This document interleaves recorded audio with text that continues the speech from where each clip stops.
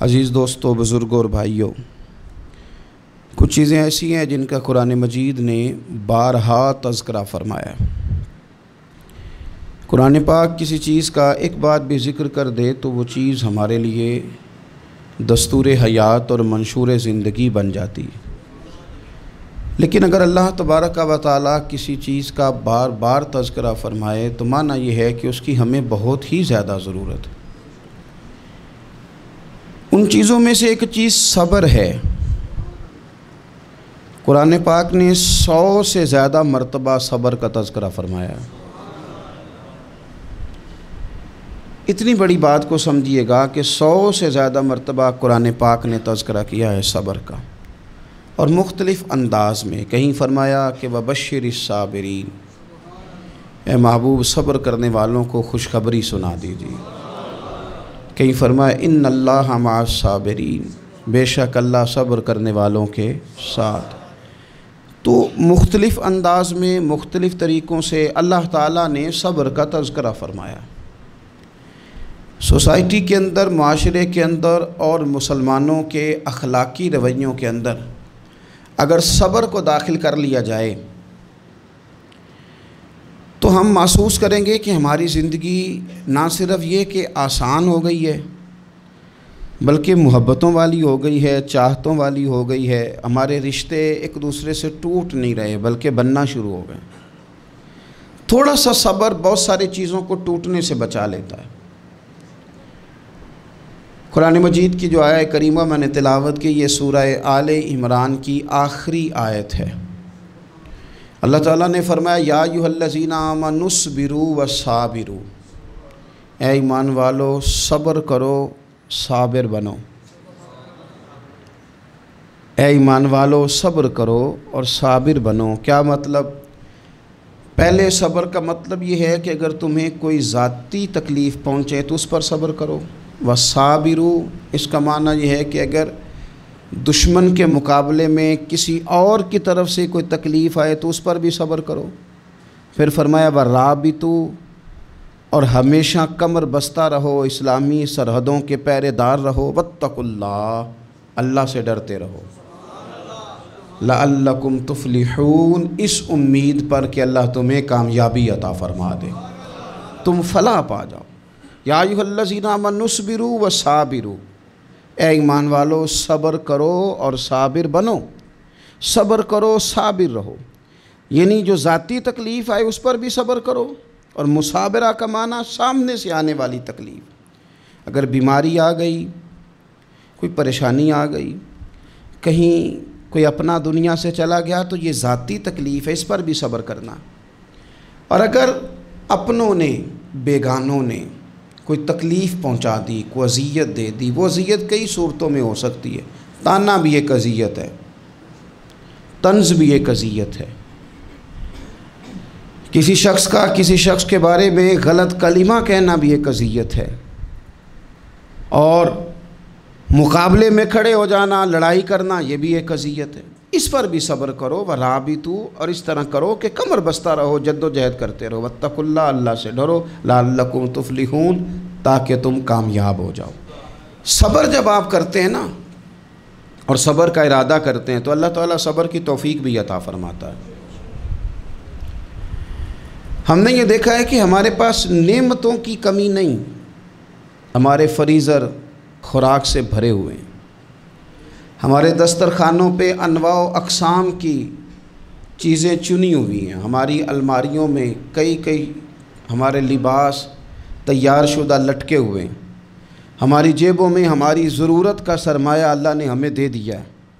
لیکن اس کے باوجود جو لوگ ایک دوسرے سے پیار نہیں کر پا رہے، جو ایک دوسرے کے قریب نہیں جا پا رہے، تو اس کی وجہ یہ ہے کہ صبر نہیں رہا، حوصلہ نہیں رہا، کسی چیز کو برداشت کرنا ہمارے مزاج کا حصہ ہی نہیں رہا۔ اور پھر چونکہ امت مسلمہ نے انقلاب برپا کرنا تھا، دنیا کو پیغام حق دینا تھا، اگر ان کے اندر حوصلہ ہی نہیں ہوگا، اگر انہیں صبر ہی نہیں کرنا آئے گا، استقامت ہی نہیں ہوگی، کہیں رکنا ہی نہیں آئے گا، تو یہ میدانوں کو سر کیسے کریں گے؟ کامیابیاں کیسے ان کا مقدر بنیں گی؟ رمضان المبارک میں بھی ماحول یہ ہو کہ افطاری سے 1 گھنٹہ پہلے نظر پوری ٹک جائے گھڑی پہ، اور تھوڑا سا بھی صبر مشکل ہو، اور رمضان المبارک میں سحری کے وقت میں اگر دہی والی دکان پہ بھی جھگڑا ہی ہو رہا ہو، اور شام کو سامان خریدنے میں بھی اگر بحث ہی ہو رہی ہو، تکرار ہو، جھگڑا ہو، تو پھر سیکھا کیا؟ پھر وہ جو ہمیں تربیت دی جا رہی تھی کہ ہم نے صبر کرنا ہے، تو پھر ہم نے اس میں حاصل کیا کیا؟ حدیث پاک سنیں گے، آپ کی طبیعت بڑی ٹھنڈی ہوگی۔ میرے نبی پاک صلی اللہ تعالیٰ علیہ وسلم نے ارشاد فرماتے ہیں کہ جو بندہ سوال سے بچنا چاہے گا، ارادہ کرے گا اللہ میں نے کسی سے نہیں مانگنا، فرمایا جو سوال سے بچنا چاہے گا رب اسے سوال سے بچا لے گا، اور جو لوگوں سے بے نیاز ہونا چاہے گا کہے گا یا اللہ مجھے دنیا داروں کا محتاج نہ بنا، اپنی بارگاہ سے عطا فرما۔ جو لوگوں سے بے نیاز ہونا چاہے گا اللہ لوگوں سے بے نیاز کر دے گا، اور فرمایا جو صبر کا ارادہ کرے گا اللہ اسے صبر کی توفیق بھی عطا فرما دے گا۔ ارادہ تو کرے، پروگرام تو بنائے، توفیق تو اللہ دے گا۔ جو صبر کا ارادہ کرے گا اللہ صبر کی توفیق بھی عطا کر دے گا۔ اور حضور صلی اللہ تعالیٰ علیہ وسلم فرمانے لگے، یاد رکھو کسی بندے کو جو بہترین تحفہ دیا گیا ہے نا، اگر کسی کو کوئی بہترین عطیہ ملا ہے تو پھر اللہ تعالیٰ نے اسے صبر عطا فرمایا ہے۔ یہ بہترین تحفہ ہے، اس سے زندگی سنور جاتی ہے، اس سے انسان باوقار اور مطمئن ہو جاتا ہے، اس سے اس کے شب و روز آسانی سے بیتتے ہیں، وہ دنیا کی پک ڈنڈیوں سے آسانی سے گزر کے اللہ کی بارگاہ عالی مرتبت میں سرخرو ہو کر حاضر ہو جاتا ہے۔ لیکن اگر بے حوصلہ ہو، صبر نہ ہو، پھر نقصان روز بروز بڑھتا ہے۔ اور پھر میرے رسول پاک صلی اللہ تعالیٰ علیہ وسلم ارشاد فرماتے ہیں کہ اصل بات یہ ہے کہ اللہ تعالیٰ نہ کسی بندے کا درجہ بلند کرنے کا ارادہ فرماتا ہے، لیکن اس کے اعمال اس طرح کے نہیں ہوتے کہ اس کا درجہ بلند کیا جائے۔ اب رب کیا کرتا ہے، اللہ تعالیٰ اس کو مال کی، جان کی، اولاد کی کسی مشکل میں ڈال دیتا ہے، اس مصیبت پر وہ بندہ صبر کرتا ہے تو اللہ تعالیٰ اس کا درجہ بلند فرما دیتا ہے۔ اعمال اس قابل نہیں تھے کہ درجات بلند ہوں، وہ اعمال کی بنیاد پر نہیں کر سکتا تھا تو اللہ نے کسی مشکل میں ڈال کے نہ اپنے فضل سے درجہ بلند کر دیا۔ اب جو راہ طریقت کا مسافر تھا، جو سلوک کی منازل طے کر رہا تھا، جو اللہ رسول کے قریب جانے چاہ رہا تھا، اس کے لیے کتنی آسانی ہو گئی کہ مجاہدہ تو زیادہ نہ کر سکا، کثرت سے نفلی صوم و صلات کا بندوبست تو نہ کر سکا، تھوڑا سا صبر کیا، رب نے اپنا اور اپنے محبوب کا قرب عطا فرما دیا۔ تو یہ تو آپ صبر کرنے کے لیے جب نکلے ہیں تو آپ نے تو رب رسول کو پا لیا۔ یہ صبر تو وہ والا سفر ہے جس کی جو منزل ہے وہ اللہ رسول کا قرب ہے۔ ہم لوگ تھوڑی تھوڑی باتوں میں حوصلہ ہار جاتے ہیں، صبر چھوڑ جاتے ہیں، پریشانی بڑھ جاتی ہے، پتہ نہیں ایسے محسوس ہوتا ہے کہ جیسے یہی بندہ دنیا کا سب سے دکھی بندہ ہے۔ تو ایک تو یہ کہ ذاتی حیثیت سے صبر کرے، ایک یہ کہ پھر دشمن کا جب مقابلہ ہو، آمن نصبرو و صابرو، آپ کا جب مقابلہ سامنے کسی کے ساتھ ہو تو پھر تیر، تلواریں، اسلحہ، بندوقیں یہ نہیں زیادہ لڑتی، میدانوں میں حوصلے لڑتے ہیں، میدانوں میں صبر لڑتا ہے، میدانوں کے اندر توانائیاں لڑتی ہیں۔ میدان کربلا کے اندر کوئی مقابلہ نہیں تھا تیر کا تیر کے ساتھ، تلوار کا تلوار کے ساتھ کوئی مقابلہ نہیں تھا۔ میدان کربلا کے اندر ظلم کا صبر سے مقابلہ تھا، فتح کے ڈنکے یزید نے بجائے تھے، جشن ابن زیاد نے منایا تھا، لیکن قیامت تک اللہ نے جو فتح عطا فرمائی ہے تو وہ حسین ابن علی کے صبر کو عطا فرمائی، وہ سیدنا امام علی مقام کے صبر کو ملی۔ عزیز بھائی، صبر ہی ہمیشہ فاتح ہوتا ہے، صبر ہی جیتا کرتا ہے، صبر ہی کامیابیاں دیتا ہے، نتیجے صبر کے نکلتے ہیں، صبر کے حوصلے کے نتیجے ہوتے ہیں۔ ہماری جلد بازی ہمیں شکست خوردہ کر دے گی، ہمارا حوصلہ نہ ہونا ہمیں ہرا دے گا، ہم کمزور پڑ جائیں گے اگر ہم بے حوصلہ ہو جائیں گے۔ سنو، میرے نبی پاک علیہ السلام نے تربیت کی، حضور اپنی امت کو درس دیتے ہیں، حضور فرماتے ہیں پہلے تو کوشش ہی نہ کرو کہ تمہاری دشمن سے لڑائی ہو، اس چکر میں ہی نہ پڑو کہ لڑائی ہو، مسلمان امن والے ہیں۔ یہ پرامن لوگ ہیں، یہ امن پسند ہیں، یہ داعی امن ہیں، یہ معاشرے میں مومن ہونا امن کی علامت ہے۔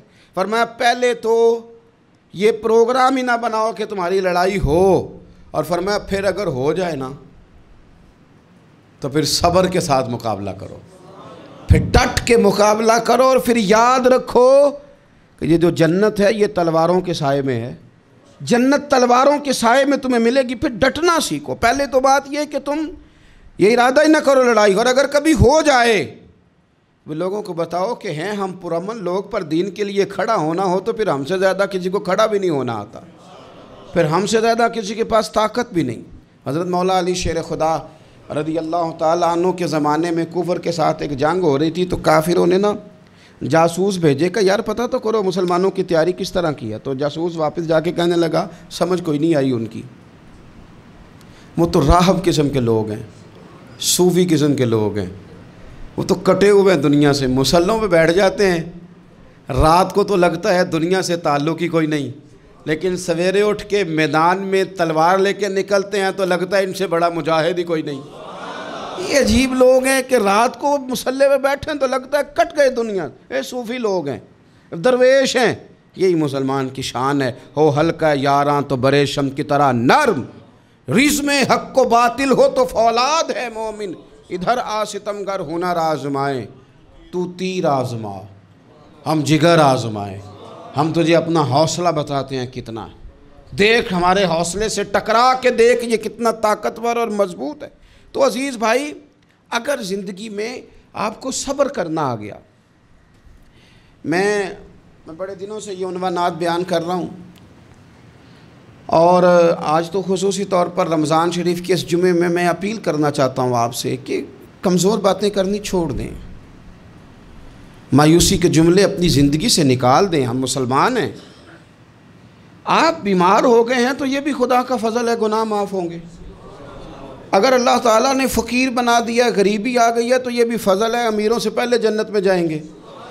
اگر اللہ تبارک و تعالیٰ نے کسی جگہ آپ کو مکان نہیں دیا اور دوسرے کو دے دیا ہے تو آپ وہ لوگ ہیں جو عظیم سنت ادا کر رہے ہیں سیدنا بلال حبشی کی۔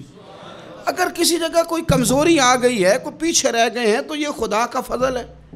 اللہ تعالیٰ نے چاہا ہمارے لیے جو فیصلہ تو ہم اس پہ راضی ہیں، لیکن اپنی زندگی میں اور شکوے اتنے بڑھا لیے ہم نے، اتنے بڑھا لیے کہ لوگوں سے شکوے کرتے کرتے رب رسول سے بھی شروع کر دیے۔ غلام بھی کبھی شکوہ کرتا ہے، آقا کا بھی شکوہ ہوتا ہے، بندہ بھی کبھی شکوہ کرتا ہے، رب کا بھی شکوہ ہوتا ہے، یہ بھی کبھی ہوتا ہے۔ آپ نہ مانے پر یہ شکوہ ہے کہ میں بڑے ڈاکٹروں کے پاس گیا ہوں آرام نہیں آیا، نہ مانے پر یہ شکوہ ہے میں نے کبھی کسی کو ستایا تو نہیں پر میرے حالات نہیں ٹھیک ہوتے۔ آپ نہ مانے پر یہ شکوہ ہے کہ فلانے کے پاس دولت زیادہ ہے، اس نے پتہ نہیں وہ آگے نکل گیا اور میں پیچھے رہ گیا، نہ مانے پر یہ شکوہ ہے۔ کس سے کر رہے ہو؟ رب رسول سے؟ او آس بولے تے دی مہربانی اساں تے لاڈ ہی لڑاونے نے۔ کس سے شکوہ کر رہے ہو؟ خدا کے بندو، غلام غلامی کرتے ہیں، شکوے کرتے ہیں کوئی؟ حضرت ام سلمہ رضی اللہ تعالیٰ عنہ، شوہر کا نام ہے ابو سلمہ، بیٹے کا نام ہے سلمہ، کہتی ہیں میں، میرا شوہر، میرا بیٹا، تینوں، چھوٹا بیٹا میرا، ہم نکلے مکہ مکرمہ سے مدینہ طیبہ جانے کے لیے۔ ایک ہی بیٹا ہے، خاندان جمع ہے، شوہر کی گود میں بیٹا، اونٹ کے پیچھے میں۔ فرماتی ہیں مدینے کی سرحد آ گئی تو میرے میکے والے آ گئے، کہنے لگے ابو سلمہ نہیں لے جانے دیں گے مدینے اپنی بیٹی کو۔ میں نے کہا میں مسلمان ہوں، میں تو اپنے شوہر کے ساتھ مدینے جاؤں گی۔ انہوں نے کہا نہیں جا سکتے، تو نے جانا ہے تو جا، ہماری بیٹی نہیں جائے گی۔ زبردستی مجھ سے انہوں نے مجھے میرے شوہر سے الگ کیا۔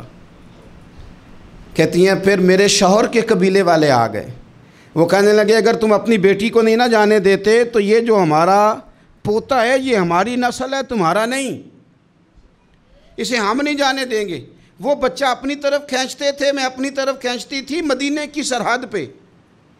یہ جھگڑا زمین کے لیے نہیں ہو رہا، مکان کے لیے نہیں ہو رہا، حضور کے مدینے جانے کے لیے ہو رہا، حضور کے مدینے جانے کے لیے ہو رہا، مدینے جانے کے لیے ہو رہا۔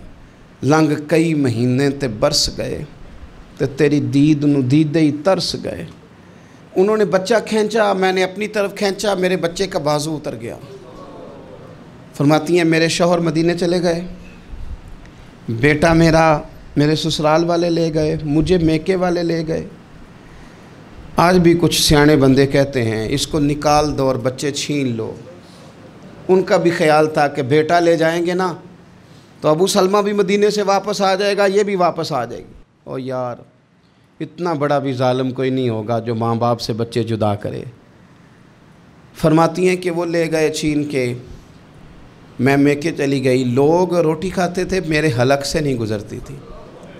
زمانہ سویا کرتا تھا، میں سو نہیں پاتی تھی۔ بیٹا کہاں، شوہر کہاں، میں کہاں۔ ام سلمہ کتنی دیر تکلیف کاٹی؟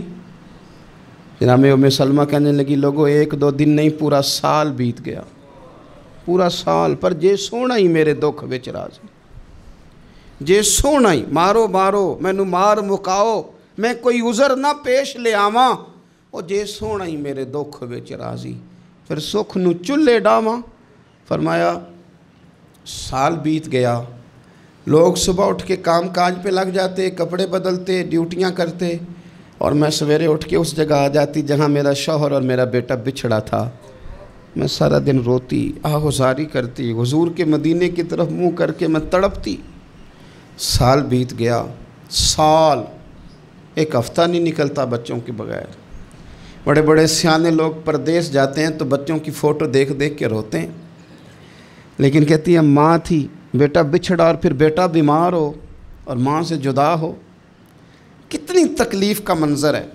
آپ فرماتی ہیں کہ 1 سال بیت گیا اور میں نے کسی کی منت نہیں کی، میں نے کوئی شکوہ نہیں کیا، اس لیے کہ جس حال میں رب و رسول رکھیں، یہ حوصلہ، یہ صبر، یہ توانائی۔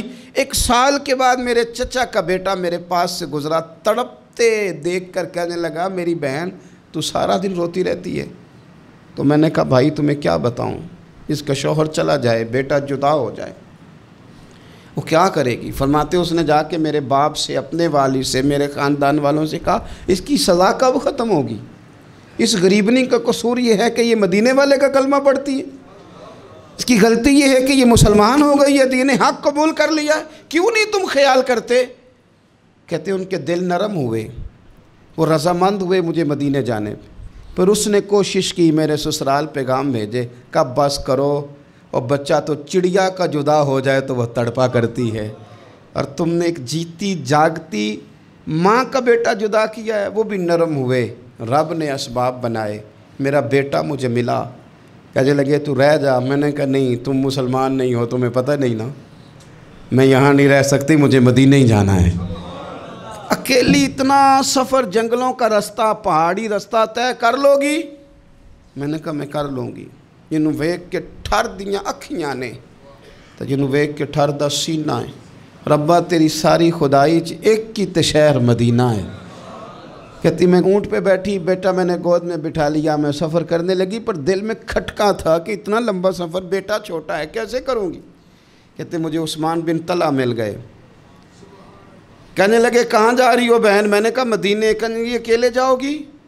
میں نے کہا جانا تو ہے نا، کوئی ساتھ چلے نہ چلے پر شہر رسول تو جانا ہے نا۔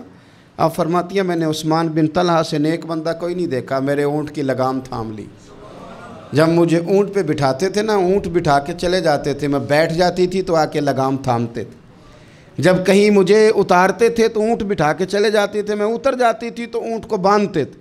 سونا ہوتا تھا تو اونٹ بٹھا دیتے، میں اتر جاتی، وہ دور جا کے لیٹ جاتے۔ فرماتی تھی پھر میرے لیے میرے رب نے اسباب پیدا کیے اور میں مدینہ پہنچی، میں شوہر سے ملی، اور لوگوں میرے نصیب دیکھو، میں رہنے کہاں لگی؟ حضور کے مدینے میں، شہر رسول میں، شہر رہ پائے نظر ہوش میں آ، یہ کوہ نبی ہے، میں حضور کے حرم کی زمین اور قدم رکھ کے چلنا۔ ارے سر کا موقع ہے او جانے والے، مدینے کے خطے خدا تجھ کو رکھے، غریبوں فقیروں کے ٹھہرانے والے۔ کہتی ہے میں وہاں بسنے لگی۔ آپ فرماتی ہیں مسلمانوں، شاید مجھ سے زیادہ تکلیف کسی نے نہ سہی ہو، پر دیکھو 1 سال پورا میں تکلیف میں رہی، اور جب میرا صبر سال کو پہنچا، صبر کی عمر 1 سال ہوئی، تو پھر رب نے بندوبست کیا، پھر میرے گھر والے بھی نرم ہو گئے، سسرال والے بھی نرم ہو گئے، رب نے میرے آنے جانے کے لیے ایک بندے کا بندوبست بھی فرما دیا، پھر میرا شوہر تک بھی میں پہنچ گئی، مجھے مدینہ الرسول بھی نصیب ہوا۔ 1 سال میں نے صبر کیا تھا، رب نے مجھے مستقل مدینے کا ٹھکانہ عطا فرما دیا۔ لیکن جو بندہ صبر ہی نہ کر پائے، جو صبر ہی نہ، جو کہ جی بڑی دور سے آیا ہوں، بڑی دیر ہو گئی، بڑا ٹائم ہو گیا، کب جا کے مسئلہ حل ہوگا، وہ جو آپ نے بتایا تھا وہ تعویذ کب اثر کرے گا، وہ دعا کب قبول ہوگی، وہ فلانا معاملہ کب، بھئی یہ ڈیٹ تو آپ کو رب رسول ہی دے سکتے ہیں، بندہ تو کوئی اطلاع ہی دے گا، پیغام ہی دے گا، دعا ہی کرے گا۔ اگر زندگی میں حوصلہ ہی نہیں ہوگا، اگر آپ کو یہ قرار ہی نہیں آئے گا، ٹھہرنا ہی نہیں آئے گا کسی میدان میں۔ دیکھیں کچھ ایسی اذیتیں ہوتی ہیں جو اذیت ناک ہوتی ہیں، لیکن اگر غلامی میں آ جائے نا آپ تو وہ اذیت ناک نہیں ہوتی، اس چبھن میں مزہ آنے لگتا ہے۔ کئی درد بھی مزیدار ہوتے ہیں، کئی درد بھی، کبھی زخم ٹھیک ہونے پہ آ جائے نا تو اسے چھیڑو تو مزہ آتا ہے، اس لیے کہ کچھ درد بھی مزیدار ہوتے ہیں۔ آتش سے کسی نے کہا تو روتا بڑا ہے، اس نے کہا محبوب کی یاد میں تڑپتا ہوں، ابھی تو ایک دل ہے، میرے تو خواہش تھی کبھی 2 ہوتے نا تو صحیح کر کے تڑپتا۔ رب نے دل ایک بنایا، کہتا وہ مزہ دیا ہے تڑپ نے کہ میری آرزو ہے یا رب میرے دونوں پہلوؤں میں دل بے قرار ہوتا۔ درد میں بھی مزہ ہے، پر شرط یہ ہے کہ لوگ درد میں بھی جینا سیکھیں۔ ہم نہ آرام میں جینا چاہتے ہیں، پنکھے کے نیچے جینا چاہتے ہیں۔ کاش کہ ہمیں صحرا میں بھی نیند کا مزہ لینے کا طریقہ آئے، پھر زندگی کے سارے راستے آسان ہیں، پھر اقرا بھی مشکل نہیں۔ لیکن چونکہ حوصلہ نہیں، صبر نہیں، وہ والا قرار نہیں جو ایک مسلمان سے رب رسول کا مطالبہ ہے۔ حدیبیہ کے موقع پہ نا نبی پاک صلی اللہ علیہ وسلم نے جو شرطیں کافروں کے ساتھ طے کی تھی نا، حضور نے نور بصیرت سے کی تھی نا، تو انہی شرطوں نے پھر فتح کے باب کھول دیے۔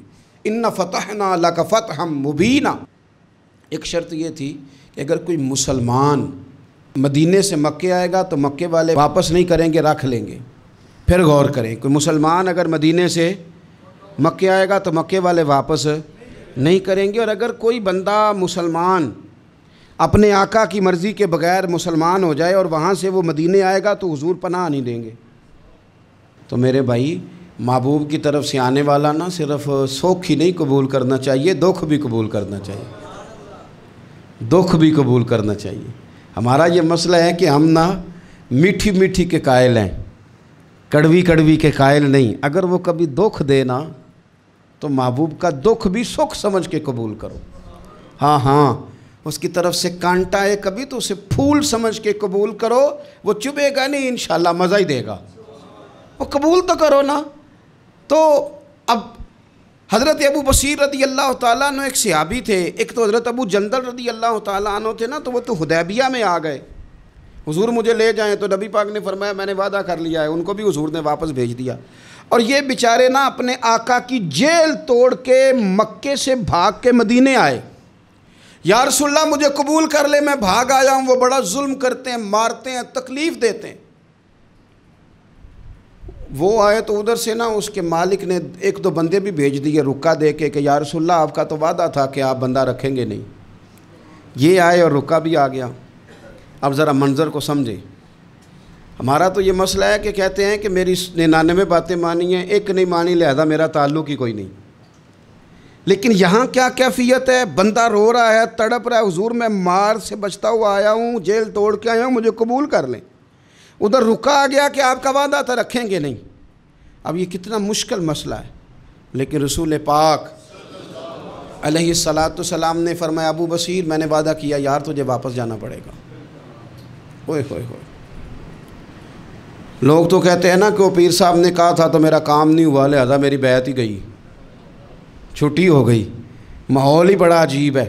حضور نے فرمایا واپس جا، لیکن جے کر یار دے نام دا ملے مینا، پھر انہوں چولی پا لئیے مینے نو پنجے سٹیے نا، جے کر یار دے نام دا، سامنے والے نے تانا سمجھ کے دیا تھا پر یار کے نام کا تھا نا، اس نے کہا لا صحیح سونے کے نام کا ہے نا، تانا ہوا تو کیا ہوا، جے کر یار دے نام دا ملے مینا، انہوں چولی پا لئیے پنجے سٹیے نا، تے جے کر یار دے نام دی ملے سولی، پھر جھوٹا جھوٹ لئیے تے پیچھا ہٹیے نہ، جھوٹا جھوٹ لئیے۔ اب لکھنے والے کا بھی اپنا انداز ہے نا، کہتے ہیں یہ بھی میرے لیے جھولا ہی ہے، یہ بھی آرام کی جگہ ہی ہے، جھوٹا جھوٹ لئیے تے پیچھا ہٹیے نہ۔ حضرت ابو بصیر رضی اللہ تعالیٰ عنہ سے حضور نے فرمایا واپس جانا ہے، کہ سونیا ٹھیک ہے، کوئی شکوہ نہیں، کوئی گلہ نہیں، یہ بھی میرے محبوب کا حکم ہی ہے۔ اور کیا بات ہے، میرے نبی وعدوں کے پکے ہیں، کیا بات ہے، حضور نے جو کہا کر کے دکھایا۔ کہتے ہیں میں واپس جا رہا تھا، ایک دو بندے ساتھ تھے، جب مدینے کی حد گزر گئی نا، حضور نے تو کہا تھا نا مدینے میں پناہ نہیں دینی، تو میں نے اس سے کہا یار تلوار بڑی سونی ہے، ذرا دکھانا۔ اس نے دکھائی تو ایک کی میں نے گردن کاٹ دی، دوسرا ویسے ہی بھاگ گیا، اور بھاگ کے حضور کے پاس آیا، جی اس نے تو مار دیا۔ تو سرکار فرمانے لگے میں نے تو وعدہ پورا کیا تھا نا، تم سے نہیں سنبھالا گیا تو معاملہ تمہارا ہے۔ اب حضرت ابو بصیر رضی اللہ تعالیٰ عنہ واپس آئے، عرض کی حضور اب میرے لیے کیا حکم ہے؟ حضور نے فرمایا میاں حکم وہی ہے، مدینے میں ہم نہیں رکھ سکتے، تم مدینے میں صحابہ تھے نا، حضور کی باتوں سے خوشبو لیتے تھے، مدینے میں نہیں رکھ سکتے۔ حضرت ابو بصیر کہتے ہیں میں مدینے کی سرحد سے نکل گیا، اس جگہ چلا گیا جو نہ مکے کی ریاست میں تھا نہ مدینے کی، ایک مقام ایس تھا جہاں میٹھے پانی کے کنویں تھے، وہاں رہنے لگا۔ حضرت ابو جندل کو پتہ چلا کہ ایک نیا ٹھکانہ بن گیا، وہ بھی جیل توڑ کے آ گئے، 70 بندے آ گئے، وہاں سے قافلے گزرتے تھے کافروں کے، یہ بھی مسلمانوں کو تنگ کرتے تھے، اگر مکے سے کوئی قافلہ گزرتا تھا تو ہم نے بھی ان کو پکڑا، کافر کا مال مال غنیمت اسباب بن گیا۔ اور وہ جب قافلہ لے کے آتے تھے تو ڈرے ہوتے تھے، اور ان کو تو ستایا تھا نا، کہتے ہیں ہمیں ستایا بڑا تھا، ہم تو انقلابی بن گئے تھے، ہم تو رکھ لیتے نا، بڑی منت کرتے، بڑی جان مشکل سے چھڑاتے، 70 بندے ہو گئے، پھر 300 ہو گئے۔ تب وہ بصیر کہتے ہیں دنیا مدینے جاتی تھی لیکن ہم تڑپتے تھے، ہم تڑپتے تھے، روت لنگ گئی ہے پھر باہر آندی تے اج چٹھیاں مدینے آئیاں نہیں، ہم تڑپتے تھے کہ یار کوئی موقع ملے، روز رات کو روتے تڑپتے۔ 300 انقلابیوں کا جتھا صبر سے بیٹھا ہے مدینے کی سرحد پہ، اندر آنے کی اجازت نہیں، پر غلامی میں روز اضافہ ہو رہا ہے۔ صبر دیکھو، غلامی میں روز اضافہ ہوتا ہے۔ تنگ آ گئے کافر، پہلے بڑی ڈینگیں مارتے تھے کہ دیکھو ہم نے کیسی شرط منوائی ہے، کیسی شرط منوائی ہے کہ ان کا بندہ آئے گا تو ہم واپس نہیں کریں گے، ہمارا جائے گا تو انہیں کرنا پڑے گا۔ پھر اتنے تنگ آئے کہ خود آ کے کہنے لگے حضور مہربانی کریں یہ شرط تو ختم کریں نا، اور ان 300 کو تو مدینے بلائیں، مہربانی فرمائیں۔ حضور بڑے خوش ہوئے، آج غلاموں کے نام پیغام لکھا، غلاموں کے نام پیغام لکھا، چٹھی لکھی حضور نے۔ چٹھی کس چیز کی لکھی؟ آ جاؤ یار مدینے آ جاؤ، چٹھی آئی مدینے آنے کے لیے۔ حضرت ابو بصیر کے نام چٹھی گئی، آ جا یار مدینے، آ جا تیرے نام پیغام سب لائی ہے سرکار نبی سے، اور آیا ہے بلاوا مجھے دربار نبی سے۔ پیغام آیا۔ حضرت ابو بصیر اتنے بیمار تھے کہ نزع کا عالم تھا، لیکن اس عالم میں بھی انتظار تھا۔ اس آخری ویلے اکھیاں میریاں رات تکنائیں تیرا تے سجنا کچھ بھی نہیں جانا، یہ پا جاویں ایک پھیرا تے سر میرے تے آن کھلوویں تے پھر پردہ رہ جائی میرا، سوکھا نکلے صاحب ظہوری یہ ویخ لوے مکھ تیرا۔ حضرت ابو بصیر کو نا وہ رکا گیا، حضور کی چٹھی گئی تو یوں چٹھی پڑھی، حضور نے فرمایا آ جا نا، رستہ کھل گیا ہے، تو آ جا، کھل گیا رستہ۔ دعا فرماؤ مدینے کے رستے کھل جائیں، کرو نا یار دعا مدینے کے رستے کھل جائیں۔ کچھ ایسے ہیں جنہوں نے سارے دکھ سنانے ہی مدینے جا کے ہوتے، کچھ لوگ ایسے ہیں جن کے دل اور کلیجے پھٹنے کو آ گئے، دعا کرو رستے کھل جائیں۔ حضور نے فرمایا آ جا تیرا راہ کھل گیا۔ حضرت ابو جندل کہتے ہیں میں سرانے کھڑا تھا، حضرت ابو بصیر کے خط پڑھا، مسکرائے، اشارے سے کہنے لگے کہ دیکھ میرے نبی کا خط ہے، حضور کی چٹھی میرے نام آئی ہے، پڑھنا۔ تو میں نے بھی پڑھی، پہلے روئے، پھر کلمہ پڑھا، پھر میرا ہاتھ تھاما، روح ہی پرواز کر گئی، ہمیشہ کے لیے، ہمیشہ کے لیے۔ وہ ظاہری جسم کے ساتھ تو مدینے نہ پہنچے، پر قبر میں گئے تو مدینے والے کی زیارت نصیب ہو گئی، قبر میں حضور کی زیارت نصیب ہو گئی، قبر میں۔ حضرت ابو جندل کہتا ہے میں نے جنازہ پڑھا اور اسی مقام پہ جہاں انہوں نے انتظار کیا تھا نا، وہ مقام میں انتظار ان کا مزار بنا، مزار کے ساتھ مسجد بنی، مسجد کا نام مسجد ابو بصیر رکھا گیا۔ انہوں نے اس انتظار میں جان دے دی پر صبر کیا، شکوہ نہیں کیا۔ یارو اتنی شکایتیں، اتنے شکوے۔ ایک بات میرا اور کرنے کو دل کر رہا ہے۔ ایک صحابی تھے حضرت عاصم بن ثابت رضی اللہ تعالیٰ عنہ، جنگ احد میں نا حضور کے ہاتھ پہ موت کی بیعت کی، جنگ احد میں بیعت کی، سونیا تیرے نام پہ مرنا، ڈٹ کے لڑے۔ سلافہ بن سعد کے 2 بیٹے بدر میں قتل کیے انہوں نے۔ اس نے قسم کھائی کہ معاذ اللہ میں ان کا سر منگا کے تو ان کی کھوپڑی میں شراب پیوں گی۔ سلافہ بن سعد نے یہ قسم کھائی کہ میرے 2 بیٹے قتل کیے ہیں، میں ان کی کھوپڑی میں شراب پیوں گی معاذ اللہ۔ ایک قبیلہ غزیل تھا، انہوں نے احد کے بعد حضور سے کہا کچھ قاری ہمیں دے دیں، ہم نے قرآن سیکھنا ہے۔ تو نبی پاک نے کچھ بندے بھیجے، تو عاصم بن ثابت کو بھی بھیجا، لیکن انہوں نے دھوکہ کیا، وہاں جا کے ان کو گرفتار کر لیا۔ جب گرفتار کر کے مکے والوں کے ہاتھ بیچنے لگے تو حضرت عاصم بن ثابت نے تلوار نکال لی، فرمانے لگے میں کافر کا قیدی ہو کے جینے سے بہتر ہے شہادت کی موت مر جاؤں۔ کافروں کا قیدی لڑے اور فرمانے لگے میرے کمان میں تیر باقی ہے، میں لڑوں گا اور اتنا لڑوں گا کہ تمہیں پتہ چلے گا مجھے لڑنا آتا ہے۔ اور فرمایا میں صبر کروں گا اور صبر کر کے دکھاؤں گا، میں ڈٹوں گا اور تمہیں ڈٹ کے۔ اکیلا بندہ میدان میں ڈٹ گیا، اکیلا۔ جب تیر ختم ہو گئے تو پھر نیزہ نکال لیا۔ یہ بات آپ کو اس لیے سمجھا رہا ہوں کہ کچھ لوگ کہتے ہیں جی میں اکیلا کیا کروں، تو یہ آخر میں یاد رکھیں کہ صبر آپ نے کرنا ہے چاہے اکیلے بھی رہ جائیں، حوصلہ کرنا ہے چاہے اکیلے بھی رہ جائیں۔ اکیلے لڑے، تیر ختم ہو گئے تو نیزہ نکال لیا، خوب لڑے۔ اب اس نے قسم کھائی تھی کہ میں نے ان کی کھوپڑی پہ معاذ اللہ کھوپڑی منگانی ہے، سر منگانا ہے، اور یہ جو لے جا رہے تھے دھوکے کے ساتھ یہ بھی بیچنے لے جا رہے تھے۔ تو جب تھک گئے نا اور چاروں جانب سے جسم میں تیر پہ وسط ہو گئے تو دعا مانگی، اکیلا بندہ اور صبر کا مقام، دعا مانگی، کہا اے اللہ میں نے آخری دم تک تیرے دین کی حفاظت کی ہے، اب تو میرے جسم کی حفاظت کرنا، ان کے ہتھے نہ چڑھ جائے میرا جسم۔ حضرت عاصم بن ثابت رضی اللہ تعالیٰ عنہ شہید ہو گئے۔ کافر قریب گئے جسم پکڑنے کے لیے، گرفتار کرنے کے لیے، سر کاٹنے کے لیے، تو شہد کی مکھیاں آ گئیں، پورے جسم پہ قبضہ کر لیا۔ قریب جاتے تو مکھیاں لڑتی، کہنے لگے پیچھے ہٹ جاؤ، شام ہوگی نا توڑ جائیں گی، پھر ہم سر کاٹ لیں گے۔ شام تک چاروں جانے بیٹھے رہے، نہ کوئی ہوا آئی، نہ کوئی بادل برسا، نہ کوئی طوفان آیا۔ شام کو انہوں نے اٹھانا تھا، ایک ریلا آیا پانی کا اور جناب عاصم بن ثابت کی لاش مبارک کو بہا کے لے گیا۔ میرے رب نے اس میدان میں بھی یہ بتلایا کہ جو صبر کرے نا رب اس کے جسم کی بھی حفاظت فرمایا کرتا ہے، کہ جسموں تک کی آخری دم تک اللہ کی مدد ان کے سامنے حال رہتے۔ ربنا افرغ علینا صبرا وثبت اقدامنا فانصرنا علی القوم الکافرین۔ آخر دعوایا ان الحمد للہ رب العالمین۔